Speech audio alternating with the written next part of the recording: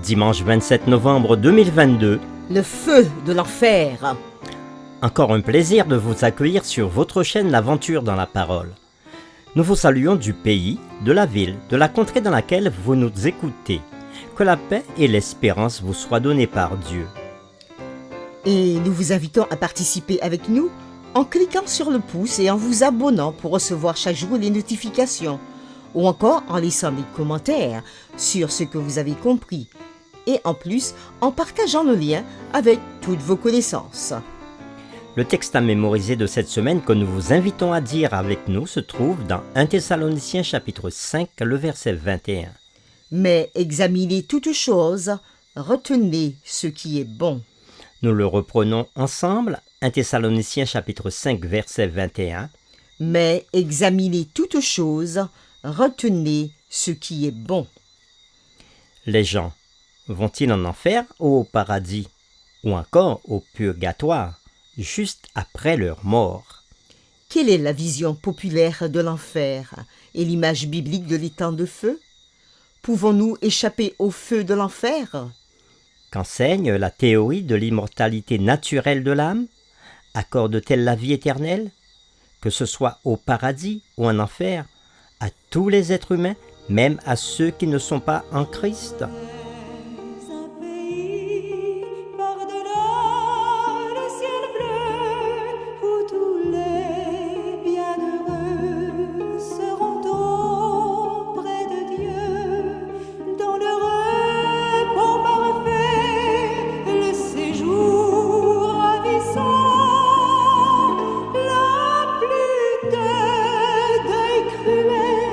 Les réflexions de cette semaine renforceront les convictions et aideront à répondre à ces questions.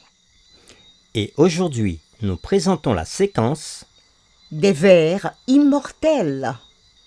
Comparons ensemble Marc chapitre 9, les versets 42 à 48, à Ésaïe chapitre 66, le verset 24.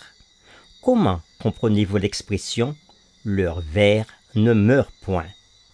Nous lisons Marc chapitre 9, les versets 42 à 48. Mais si quelqu'un scandalisait un de ces petits qui croient, il vaudrait mieux pour lui qu'on lui mît au cou une grosse meule de moulin et qu'on le jetât dans la mer. Si ta main est pour toi une occasion de chute, coupe-la. Mieux vaut pour toi entrer manchot dans la vie que d'avoir les deux mains et d'aller dans la géhenne, dans le feu qui ne s'éteint point. Si ton pied est pour toi une occasion de chute, coupe-le. Mieux vaut pour toi entrer boiteux dans la vie que d'avoir les deux pieds et d'être jeté dans le feu de la géhenne, dans le feu qui ne s'éteint point. Et si ton œil est pour toi une occasion de chute, arrache-le. Mieux vaut pour toi entrer dans le royaume de Dieu n'ayant qu'un œil que d'avoir deux yeux et d'être jeté dans la géhenne, où leur ver ne meurt point et où le feu ne s'éteint point. Lisons maintenant Ésaïe chapitre 66, le verset 24. Et quand on sortira, on verra les cadavres des hommes qui se sont rebellés contre moi, car leur ver ne mourra point, et leur feu ne s'éteindra point, et ils seront pour toute chair un objet d'horreur. Nous reprenons notre question après la lecture de ces deux textes. Comparez Matthieu chapitre 9, les versets 42 à 48, avec Ésaïe chapitre 66, le verset 24, et comment comprenez-vous l'expression « leur ver ne meurt point » ? Certains interprètent le substantif singulier « ver » que l'on trouve dans Marc chapitre 9, verset 48, comme une allusion à l'âme ou au supposé esprit des incarnés, des méchants qui, après la mort, s'envolent en enfer, où ils ne meurent jamais et souffrent de tourments éternels. Mais cette interprétation ne reflète pas la notion biblique de mort inconsciente. Elle ignore également le contexte de l'Ancien Testament dans ce passage. En fait, le singulier « vers » est utilisé de manière générique pour les vers. Cela ne désigne pas un seul ver. On fait référence aux vers qui se nourrissent des corps en décomposition. Cette explication nous est donnée par Robert G. Brachter et Eugène A. Nida dans leur commentaire biblique Translator Handbook on the Gospel of Mark.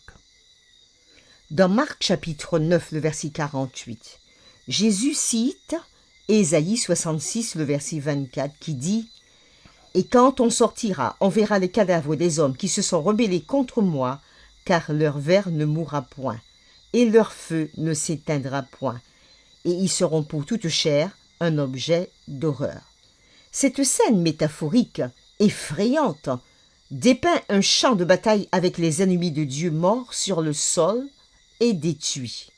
Les corps non consumés par le feu sont décomposés par les vers, ou peut-être d'abord par les vers, puis par le feu. Quoi qu'il en soit, il n'y a aucune référence à une âme présumée échappant à la destruction du corps et volant en enfer. Mais qu'en est-il des vers qui ne meurent jamais? Le langage métaphorique d'Ésaïe 66, verset 24, qui est ensuite repris par Jésus dans Marc chapitre 9, verset 48, n'implique pas que ces vers sont immortels. Des vers immortels? L'accent est mis sur le fait que les vers ne laissent pas leur tâche destructrice incomplète. En d'autres termes, ils continuent à dévorer les corps des méchants jusqu'à ce que ces corps soient détruits. En revanche, les enfants fidèles de Dieu demeureront joyeusement dans les nouveaux cieux et la nouvelle terre et adoreront Dieu en sa présence même. Nous pouvons le voir dans le texte d'Ésaïe 66, versets 22 et 23. Car, comme les nouveaux cieux et la nouvelle terre que je vais créer subsisteront devant moi, dit l'Éternel, ainsi subsisteront votre postérité et votre nom. À chaque nouvelle lune et à chaque sabbat, toute chair viendra se prosterner devant moi, dit l'Éternel. Fin de la lecture. En ayant des destins aussi contrastés à l'esprit, il n'est pas étonnant que Jésus ait déclaré qu'il serait de loin préférable pour quelqu'un d'entrer dans le royaume de Dieu sans une partie cruciale de son corps, sans main, ni pied, ni même œil, que d'avoir un corps parfait qui sera détruit par les vers et le feu, tel que Jésus le dit dans Marc chapitre 9, versets 42 à 48 que nous avons lus. Continuons l'explication de l'expression « leur ver ne mourra point ». Leur, en parlant des méchants morts, puis le mot ver en hébreu, tolaïm, ne mourra point. Dans le contexte d'Ésaïe chapitre 65 et 66, les méchants sont ceux qui ne servent pas le Seigneur et qui se sont rebellés contre lui, et aussi ceux que tuera l'Éternel. Tout d'abord, la description est physique. Les méchants sont vus et ils ont des corps physiques. Les vers ne s'attaquent pas aux âmes ou aux esprits immatériels des défunts. Deuxièmement, nulle part le texte biblique ne présuppose que ces vers seront dotés d'immortalité. Les vers ne recevront pas le don de la vie éternelle. Aucun miracle divin ne s'accomplira pour eux. Troisièmement, cette image de ver qui mange les cadavres des méchants est une métaphore du même genre que celle de l'image du feu qui ne sera point éteint. Pour terminer, réfléchissons sur ces questions. En fin de compte, nous sommes soit totalement sauvés, soit totalement perdus. Il n'y a pas de juste milieu. Nous pouvons avoir la vie éternelle ou faire face à la destruction éternelle. Quel choix devons-nous faire aujourd'hui? Comment cette réalité, la vie éternelle ou la destruction éternelle, devrait-elle avoir un impact sur ces choix? Nous vous invitons à prier avec nous. Notre Dieu, notre Père, nous voulons être reconnaissants envers toi parce que tu nous instruis et tu nous montres que ta parole nous annonce déjà quel sera le sort de chacun. Les justes seront sauvés à la fin des temps et iront avec toi. Mais les méchants seront totalement détruits.